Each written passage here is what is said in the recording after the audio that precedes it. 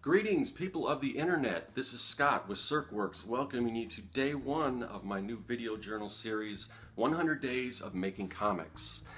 This is where I put aside or set aside at least 30 minutes a day to work on my own personal comic book projects.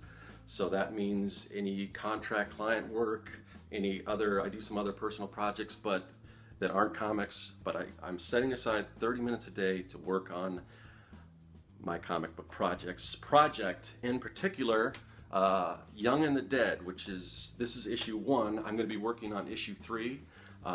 That's what this whole series will entail. The beginning, me starting off from scripting all the way to the end. Actually, I don't know if I'll get quite to the end of, I don't know if at the end of 100 days I'll be able to hold up issue 3 like this, but I will definitely be further along, and hopefully I can share with anyone who's willing or interested in watching this what that process is all about. So a little bit about how this got started. This cat that I've been following on social networks for some time now, Kevin Cross. You can find him at kevincross.net. He kind of started this. Other people are kind of following in his footsteps. He's well over halfway through with his video journal. I will provide a link to that on the YouTube page. If you're following me on, Google Plus or Facebook, just go to the YouTube page, follow the link, whatever, and you'll see all this information. I'll put a bunch of different links of different things I'm talking about, some show notes and whatever. Anyway, so a long time ago, Kevin Cross had a podcast, co-hosted a podcast called Big Illustration Party Time, and it was all about the ins and outs of freelance illustration. I'm not sure if that podcast is still around, if you can check it out. I know it's not updating, but there might be an archive somewhere. There's a lot of great information there. A lot of it I think is still relevant. I mean, the freelance illustration industry has kind of changed a bit, probably not for the better, but I won't get into that now. You can find that out. You can Google that or whatever, or if I find that it's still available, I'll post a link to that. Anyway, so that's kind of where I first discovered him, and this was way back. This was like the first podcast I ever listened to, so it was really cool. I got into it. Then he kind of switched over to another podcast that I was following, Art and Story, which is all about creating comics, all the nuts and bolts, anything from ground zero all the way to everything you could possibly think of. I mean, this is 3 or 4 years of a podcast, and it's just probably the most valuable resource on creating comics that I can recommend anywhere. That's still all available online. I'll provide a link to that as well. Anyway, so Kevin, again, I'll keep going back. When he was at Art and Story, he did this project called the Mini Comics Dump Truck. And the reason why I'm bringing up this kind of is where really this Young and the Dead came to be. Mini Comics Dump Truck was a mini comics group or club. So a bunch of people just got together. We would talk online and share our thoughts and everything, and share our progress on creating a mini comic, usually about 8 pages long.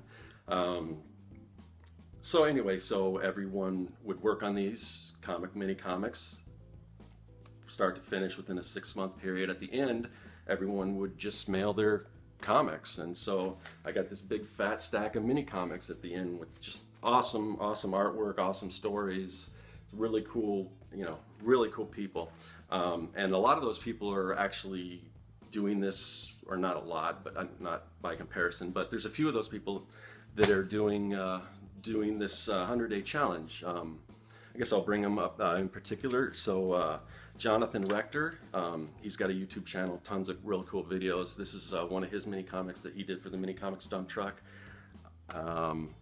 Marshall Couture, also known as Plex, he's doing the Mini Comics Challenge. This is his comic, part of that. So a bunch of the people that did this are also doing this challenge, so it's cool. I will provide all those links in the show notes on the YouTube channel.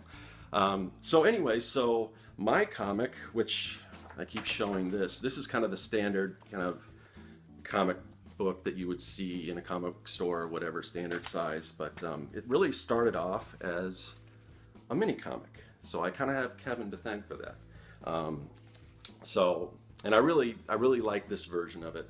Probably better than the other one. The other one's got the full color cover and everything, but this is all hand cut, and there's a lot of time and everything that went into that. I'll kind of show you a little bit. So when you open it up, this is some of the artwork you can see. And what's kind of cool is I just really got into this comic book. Like I said, it was supposed to be just like an 8-page, but I started working on this thing, and before I knew it, it was like a 24-page comic book, standard size, and just had a blast with that. And since then, I've created the second issue. It's been a little while. It takes me doesn't take a year to do it, but with all my other projects, it's usually about a year. So anytime I go to a comic book convention, usually the next year I'd like to have a new issue of this. So that's what I'm going to work on, is issue, this is issue 2 of the mini comic version. See, with the mini comics, I really like to put a lot of craft into it. So it's got this little noose, and all that stuff comes into play in the story. It opens up and you can kind of see the characters and all that stuff. So that's that. Where was I? So, oh yeah, so the cool thing about this project is, like I was saying, it was supposed to be just an 8-page story, went on to a full-size comic book. And really the idea behind it, I just wanted to do something easy. I thought, I'll give you the elevator pitch for this.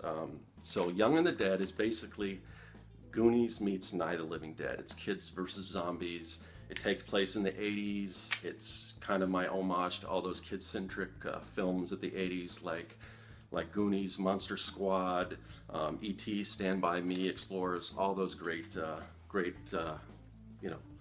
again, kid-centric movies of the 80s. So it's kind of in that vein, the same kind of humor.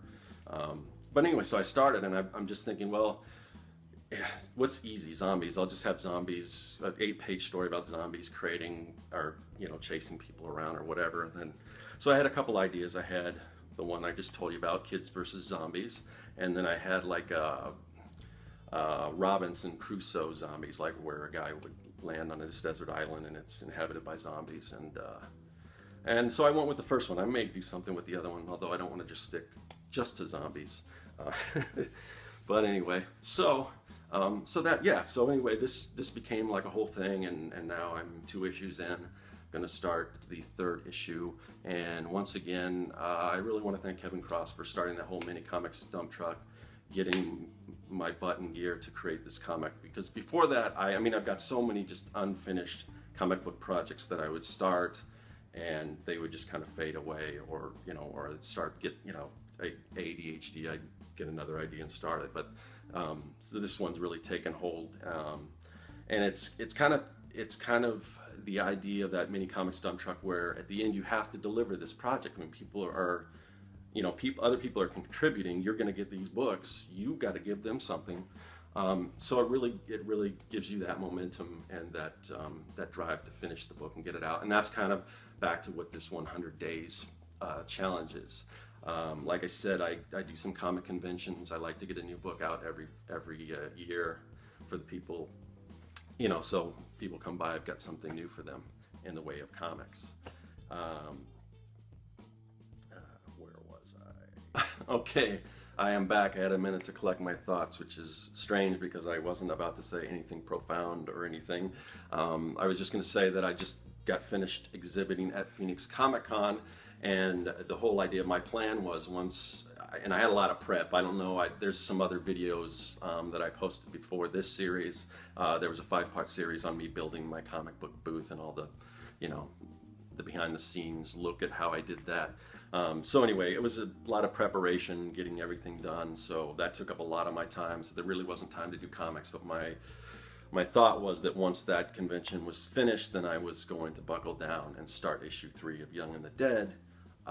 It's 3 weeks later. I haven't started yet, so that's why I'm doing this 100-day challenge. So anyway, so I'm if you're still with me now, thank you. Hopefully this will be, you know, a learning process for me and maybe somewhat entertaining for anyone watching. Maybe you guys might learn something too. Yeah, it's 100 days, man. That's it's kind of a daunting task when you start from the beginning. So, you know, I'm real curious to see how it ends up at the end of 100 days, where I am. It'll be nice to look back. So thanks again, anyone who's stuck around this long as watching this video. There will be more to come. I will see you tomorrow. Hey Scott, don't go. It's you from 100 days in the future. We all talk like this now, and we all have these sweet jetpacks. Also, the world is shiny and silver. And remember that gluten-free trend? Well, don't worry about it. You can eat all the gluten you want. Unless you're severely allergic, then you may die. I just wanted to tell you, don't get discouraged. Keep up the awesome work. I've seen all the cool comics that you're creating. I would love to show you them, but that would cause a rift in the space-time continuum. Anyway, like I said, keep up the good work. I'll see you in 100 days. I don't know how to work this yet. Gee, thanks, me from the future. That's just the boost of confidence I needed. Now, let's go make comics!